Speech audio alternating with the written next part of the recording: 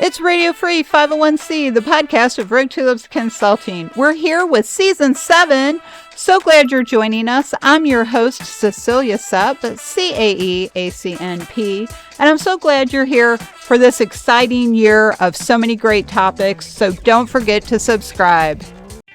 We're kicking off 2025 with a first-time guest and my good friend, Wendy Kavanagh, CAE. She's here to talk with us about mobilizing volunteers and maximizing partnerships. It's January 13th, 2025. Welcome to episode 268. Hey everybody, it's Monday, January 13th. We're kicking off 2025 and season 7, can you believe it?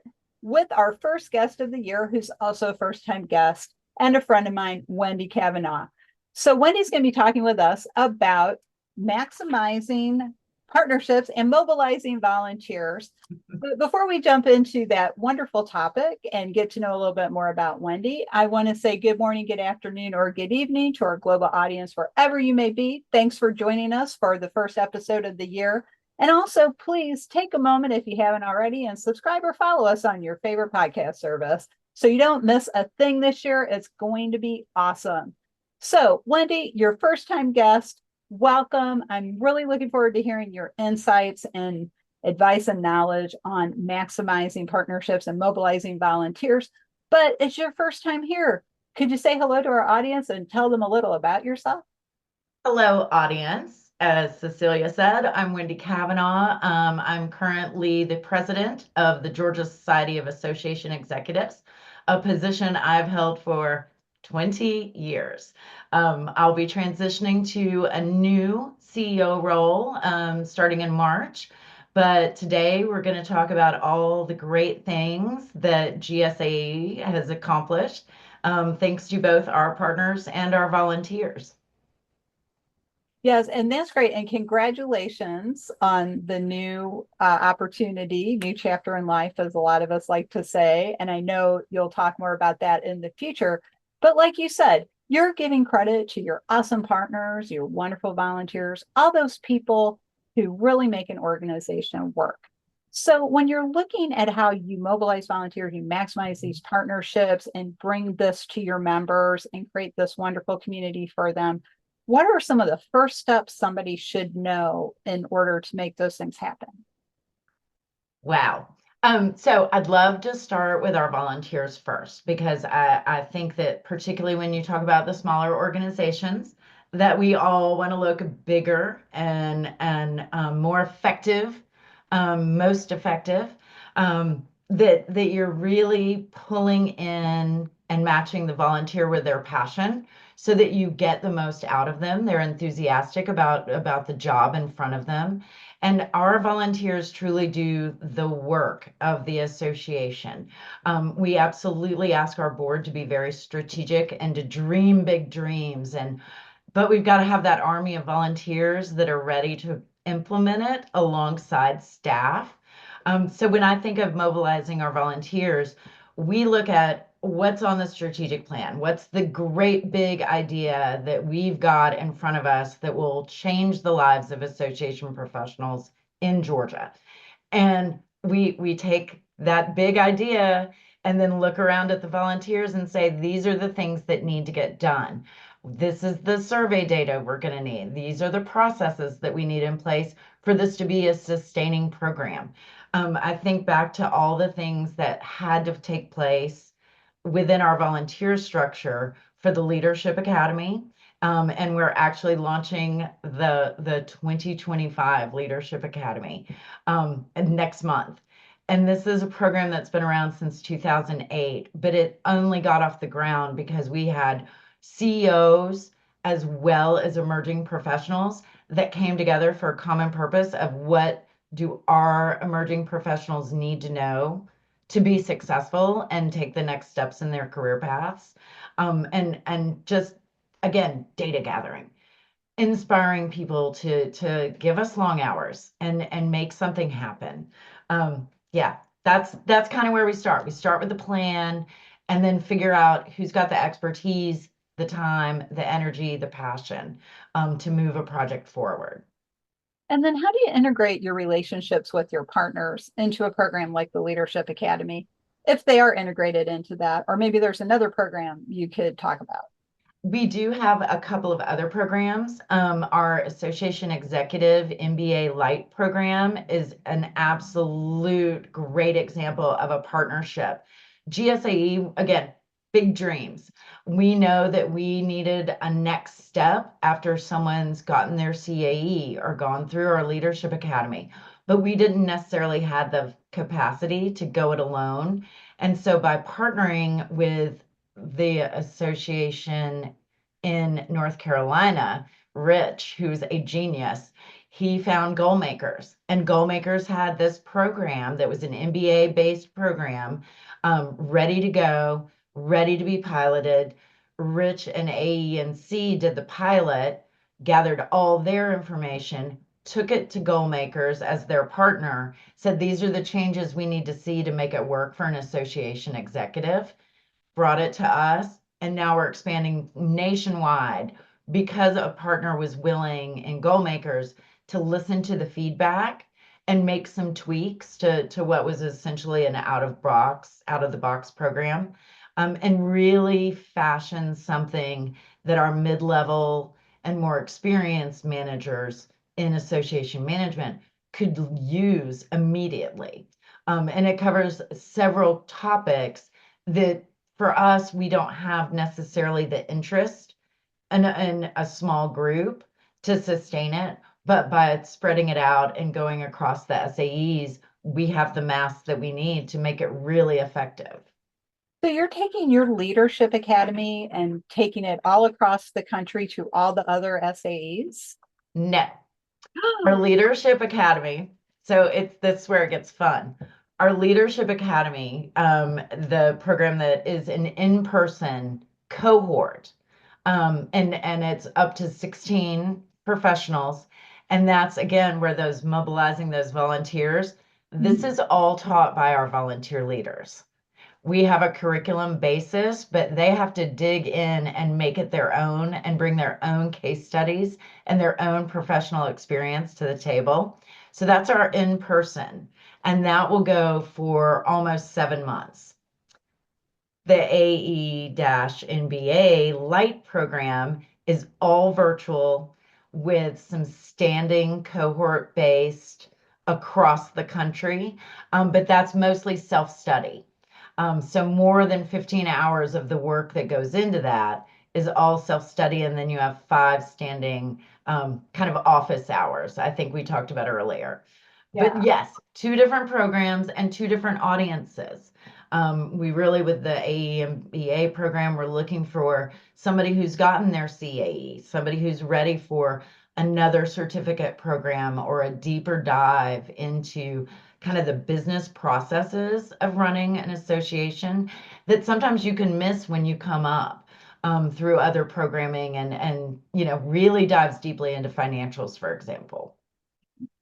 Wow, that is an incredible program. And so, and from inception to now going nationwide. And also, first of all, I love it because I think most people who know me know I do a lot of education related to association management and nonprofit management. I have 2 credentials that I maintain, so I'm into it. I am so fascinated by this Leadership Academy. I love it. And what a great example of volunteers and partners coming together. Yes. And making something happen under the guidance and leadership of staff like yourself that maintain the systems for these people and help them Absolutely ideas come to life, because that's really what our staff does at associations. We make the idea come into reality. We are the logistics. We are absolutely helping coordinate, and with the Leadership Academy, again, we have 6 sessions that are the day-long sessions, and then we have a capstone retreat that's roughly 24 hours. Each of those sessions has 3 to 4 facilitators. We have some guests coming in via Zoom, and then the capstone retreat will have 3 to 4 facilitators. So we are coordinating the activities and funneling the expertise, knowledge, and information that these facilitators want to share to the students.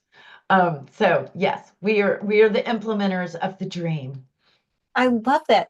This wonderful. And implementers of the dream. Yes, that is what staff is. Staff is the implementer of the dream. I love that. So now I'm very curious about this program, this Sure. Leadership Academy. So you said it's going across all the SAEs. So for those of Well, you may not know right. So remember, association, ABA is crossing all the SAEs. okay, Leadership Academy is for folks that are members of GSAE or have a staff member that's a GSAE. So I okay, actually do have two people that work for Washington-based organizations, but happen to live and work in Georgia. okay. Right. And so Leadership Academy is Georgia. The MBA Light is for everybody else. Yeah. So, and again, for the audience, if you don't know what SAE means, it's Society of Association Executives Mhm. at a state. So it's like ASAE, but in a state. So GSAE is Georgia, Yeah. FSAE is Florida, in case you didn't know that. So let's say I'm in Maryland, which is where I am. Yes. We don't have an SAE in Maryland. Right. So is the MBA Light program open to people who aren't in one Absolutely. of these? I say it's totally, Absolutely. you just go to like the Georgia Society website, find this Yes. program, find out how to join it. And each of the participating state, local, or regional societies of association executives, we have our own pages. Mhm. And so, for example, if you went to Florida, SAE right now, you can find it on their website and go through there. You can find it through our website, but we each have our own branded page. And I will say there are some groups that didn't like the use of the MBA light part of it, even though it really is structured to be an MBA light program around the business processes that you are taught in an MBA class. But there are some SAEs that don't use that language, and Okay. that's fine. My community happens to really like it. So, but again, that's the partnership that's able to be flexible and say, curriculum doesn't change. You can call the certificate program whatever works for your community. The cost is going to be the same, the instructors are going to be the same, and you're going to have access to the same learning cohort. So, no, I'd love anybody in Maryland that wants to come through GSAE. We'd love to have you. Oh, that's great. Yes. So everybody check that out because that sounds like an awesome program. It I know we're really. all looking for good education, for things that are going to expand our knowledge, connect Mhm. the knowledge you already know with some new knowledge, or maybe clarify it, put it in a stronger context. So that sounds like a great program. And again, like a wonderful way of not just your volunteers in Georgia working with Yeah. partners and working with each other, but you're working across states. And this might be a good time to mention there is in the audience, in case you're not aware of this, there is a group that represents all the state societies. It's called the Association Societies Alliance. So you can look them up online and find out which state SAEs are out there if you're looking for one, which Absolutely. is great information. And then uh, to the audience, Wendy mentioned something about, we mentioned office hours earlier. We did not mention them in the podcast. If you're wondering why didn't I hear that, you didn't miss any. It was in our prep talk, so you didn't miss anything. But the creation of more and more hybrid Yeah. education, I think, is good. I think it's a great trend. Like you said, your program, it's in person sometimes or virtual Mhm. cohorts, but also a lot of self study. And I think that's perfect for adult learners. I've really been thinking a lot more about how adults learn, how to create courses to help people get ready for Mhm. credential exams, which is something I'm focusing on in 2025. It's very different the way adults learn and apply our knowledge. And so being able to do that at our own pace, I think is a great example and also a great Mhm. offering. So that's wonderful work, Wendy. Thank you. Thanks. Well, and Cecilia, just playing off of what you were talking about, what we've seen with the hybrid and the virtual and in person, having that structure and that accountability, and that's why I kind of gravitated toward office hours, and I'm going to start using it everywhere. It gives the accountability when you're talking about a self-study program. We've certainly had folks that have signed up for maybe our seminar web as our provider of purely recorded. They do a live version and then they record it, and we have an assessment that comes late that comes as part of the recorded, and you can get hours for that. But the accountability, when somebody's bought a bundle, all of a sudden they're looking at 8 hours of online education, and it's just online education. And so we've had several conversations with our partners like Seminar Web of what are the ways that we could put in a cohort learning piece that really is an accountability piece. It's helping folks, and we're all professionals, but we're also all so busy now. So how can we work with our partners to provide that place of accountability and also bite-sized pieces?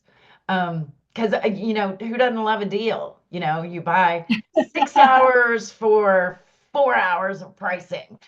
And but all of a sudden you're like, oh my God, when am I ever going to get to that 6 hours that I've purchased or that my company has purchased? And so I really love the idea of giving a little more structure to some things, and just we're here to help our members learn, grow, and be more successful. And I love, again, I'm stealing office hours. I'm gonna be my new catchphrase. Do we Oh, need okay. office hours with that? Well, and that's really, and I got to give a shout out to Fern Carbonell, who's our client experience manager at Road to List, because she's the one who Yeah. said to me, you should have office hours for the Brilliant. courses and people can ask you questions. And so, so thanks, Fern. Way to So go, Fern. I mean, really. So we ought to have a little ticker go across the final version. Thank you to Fern. thank you, Fern. It is, Well, but it's and when you're talking with volunteers, just going back to kind of mobilizing, I think that some of us we think that our volunteers know absolutely what the expectations and everything are. So I do want to give a shout out of being able to give orientation and give as many orientation opportunities as you need to at the beginning of a program year to say these are the expectations, these are the tools and resources we have to help you be successful, and at any point in time, you're allowed to raise your hand and say uncle. Staff is always prepared, and we've got backup plans because your real job is frankly, you're not getting paid by GSAE. that's right. So I think with mobilizing volunteers, you also have to build in that support structure that's ready to give all the reins and leeway and headway that you need to be successful and to run with great ideas, but also be the safety net at the same time that says, hey, if you need us to step in and give more assistance here, we're your people.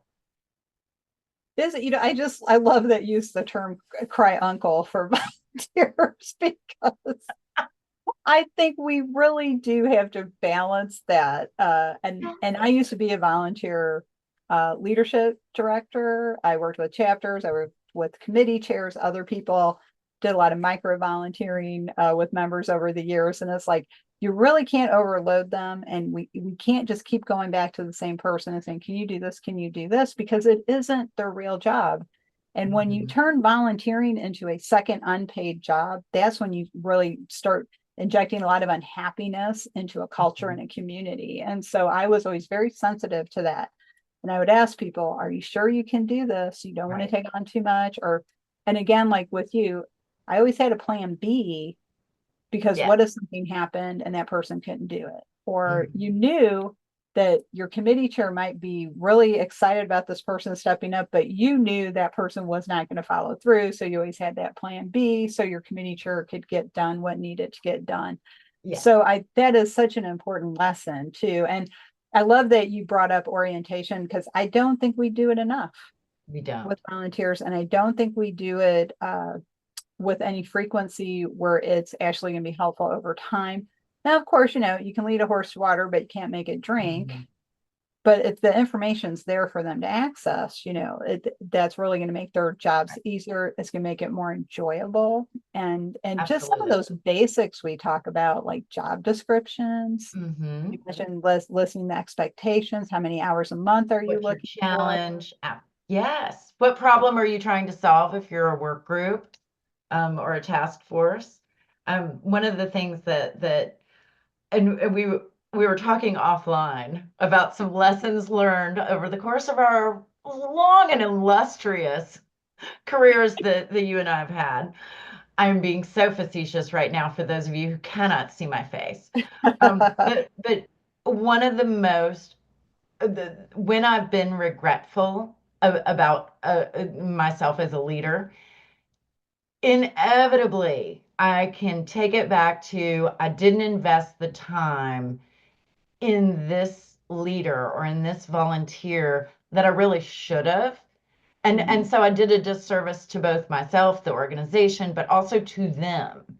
And so I just think if we reframe an orientation or walking somebody through where to find information and think of it in terms of what do you need to know right now to build a successful opportunity. And I think because as staff, we know where everything is. It's like, what do you mean you can't find that on the website? Please. Of course they can't find it on the website. They're not living and breathing it 24/7 like staff is. So I think that remembering that somebody's a volunteer is giving you their time. They have the energy and the expertise and the enthusiasm, but that expertise, that E, you got to build on that. You've got to give them a foundation and give them the steps to be successful. And yeah, I think investing in our volunteers is so critical. And again, some of the biggest regrets I have as far as helping herd the cats has been not being impatient and not taking the time that's necessary to be successful. And I agree with you. I always worked really hard at that. Although it can lead to some kind of funny situations when you like really prepare them really well, because unfortunately, and I say unfortunately with purpose, they will just start doing whatever you tell them when Oh, you give yeah. them, and it's kind of like, no, these are talking points. You're not just supposed to read them out loud. That actually happened to me once. It was really funny. I had a chapter relations job, and we had board members who were like the liaison for the regions. Mhm. And we have these quarterly calls, and I would send them talking points. Well, one of my board liaisons for the Northeast was reading them word for word. And I was like, well, it's a teleconference. That's okay. Nobody's going to really know. And then somebody asked her a question, and she said, I don't know what it means. I'm just saying what Cecilia told me to. And I said, as much as I appreciate your confidence, that's not really why we're giving you these talking points. Right.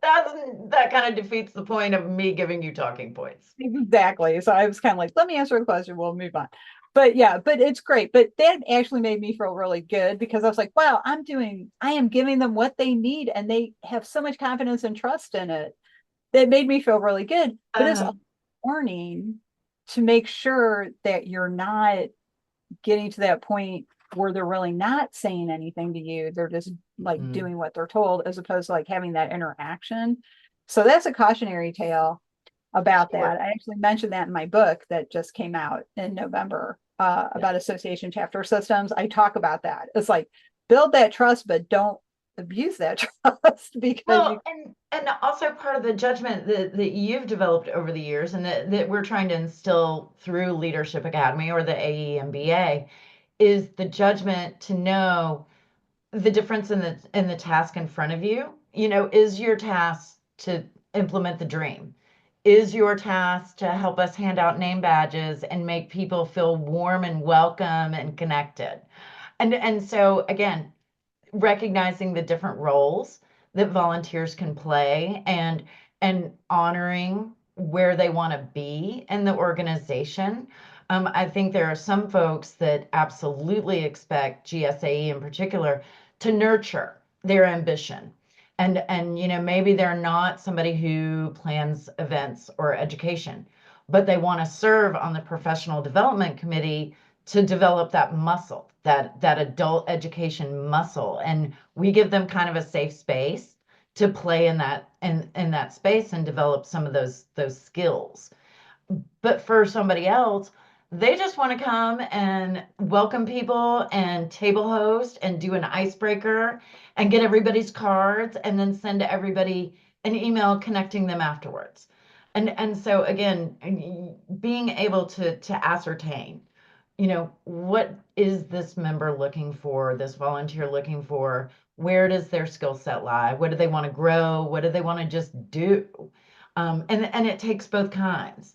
So like I said, I think you developed that judgment a long time ago, but for the rest of our folks, we're kind of helping them along, helping them make that call and understand the different roles that they can play to move us forward. Yeah, and and that's really important is have that conversation. It doesn't have to be Yes. long. Just ask people what No.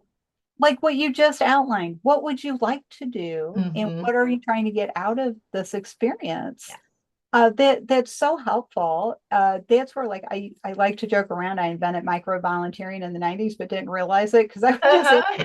to do. Next time that comes up, I'll give you a call. And I did. I had this little notebook next to the phone. Okay, I'll give you a call. So Exactly. really important. So the other thing, and I want to make sure we take the time to talk Sure. about this because I think it's important. I've worked with volunteers, I've been a volunteer, I Mhm. still am a volunteer. Recognition and acknowledgement of contributions is Yes. so important, even if it's just a thank you note. And it can't just be like, oh, and here I'm just going to say this, folks. And if you want to send me angry postcards, go ahead. It can't just be a, oh, thanks for all you did. No. Well, how about a handwritten note or Mhm. something like that? It doesn't have to be big, it can be a certificate or whatever. But how do you handle that? What's your approach to letting them know how much they are appreciated? So again, depending on what's involved, for some, they want to see their name and their picture and Mhm. the thank you on our website. For Leadership Academy facilitators, you will see their names as often as you see the Leadership Academy graduates because they have put in and they've really put their own mark on it by tweaking the curriculum and really sharing of themselves and their professional experience. For some, it is a handwritten note. For others, it's can we send a note to your supervisor? Can we Ooh. do a letter on letterhead from me or from the chair of the board acknowledging your leadership at leadership retreat or at a strategy session or and so we really do.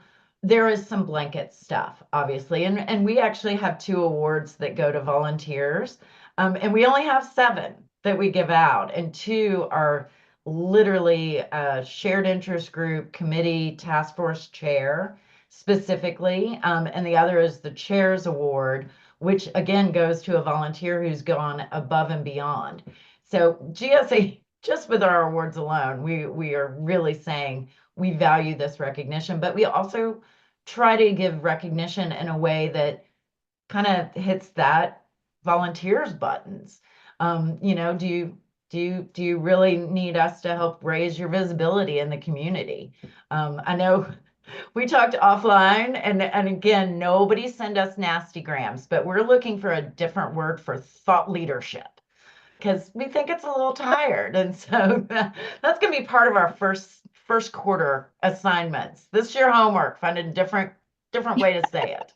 Different But for our thought leaders, for lack of a better term, maybe it's the byline on LinkedIn or in the magazine or in the e-newsletter. And so I think volunteers, and because we're human beings, we look for recognition in different ways, but we do have some pretty standard ways that put your name in lights, put your name in print, call you up to the podium, call you in front of the stage, and you're gonna laugh. I write thank you notes to all of our sponsors and advisors once a year. I don't do it all at the same time because it's a lot and we love them. And but I will print all the labels at once and maybe do 10 a week until they're all done. I'm actually waiting for our partner Naylor Association Solutions to send me my 2024 advertisers, because we do think they care when we write them a note. And no, I'm not writing a note to the PR firm that placed the ad. I'm writing the note to the GSAE member that authorized the PR firm to place the ad. You got to also know who you're thinking. I love it. Yeah, exactly. No, that is great. That's a good tip too, to point that out. Don't write it to the PR firm. Write it to the write it to the person that authorized the bill being paid. Oh my gosh, that is so funny. That's a great conversation, and I know you and I can talk because Oh my gosh. 2 hours. But we should probably wrap this up for now. Wendy, Sure. thank you again for joining me for this episode, because this is a great way to kick off 2025, talking about the thing that really drives associations, which is people, each other, those wonderful relationships that make things happen. So, Wendy, I always like to ask my guests, what is the one thought you would like the audience to take away today? And if they wanted to contact you to follow up, how can they get in touch? Let's go with easy first. Since I will be transitioning later in the winter to a new position, touch base with me on LinkedIn. Message me, connect with me, and I'll make sure that you have my updated information in the future. The one thing I think that we probably didn't touch on that we should, productive partnerships, effective partnerships, also start with that common ground, common purpose, common values.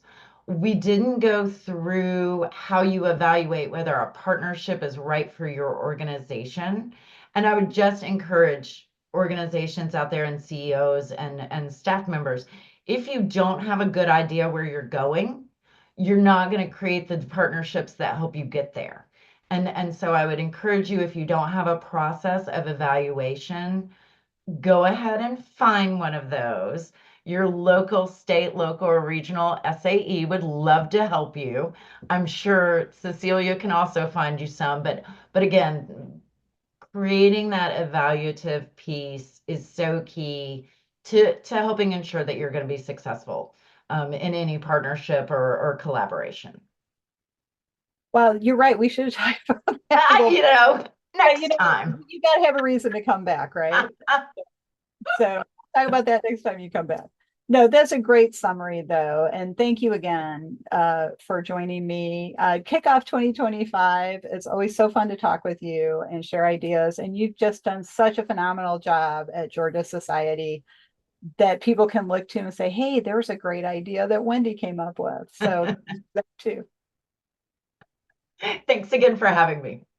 You are welcome, and you will definitely be back. And just a little teaser for the audience. Owen Kavanagh happens to be related to Wendy Kavanagh, and he was on the podcast last fall. And Damien Kavanagh is also related to Wendy Kavanagh, and he's going to be on the podcast next month in February. So we're going to have what we're calling the Kavanagh trifecta. And so stay tuned for that, because this is an entire family in association management. So we're going to be planning some other podcast episodes with the Kavanagh trio in the future. So watch for updates on that too.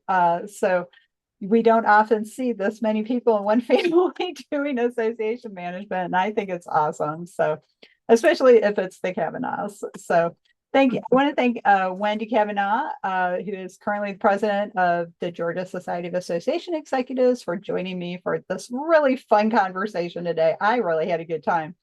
And I want to thank all of you for being listeners, being part of our audience. And again, general reminder, if you haven't had a moment to subscribe or follow us on your favorite podcast service, please take a moment and do that, because you don't want to miss any of the great episodes we're going to have this year.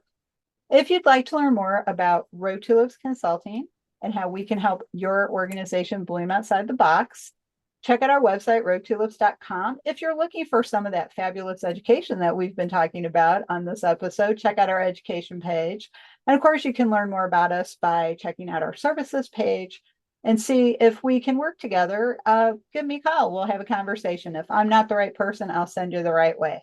So Thanks again, everyone, for joining us for this kickoff episode. I'm Cecilia Supp, your host and the principal of Rogue Tulips Consulting. And on behalf of Wendy and myself, we'll see you next time. That's it for this week. I hope you really loved this episode as much as I did. Thanks for listening. Learn more about how our experience and knowledge at Rogue Tulips can give your organization the strategic edge to reach its goals. Check out our website at roguetulips.com. We'd love to talk with you and see how we can work together. Thanks.